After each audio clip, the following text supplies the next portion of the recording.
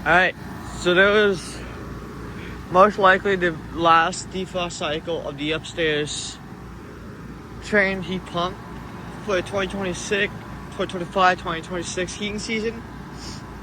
I know I have not got that many this year.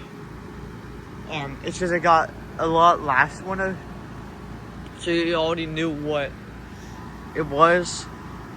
I just got one full of this one and that one in December, and then one of both of them in December.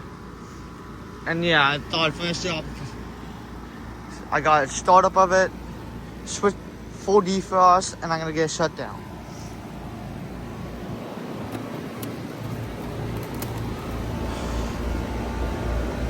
So 2022 3-ton Shintech motor.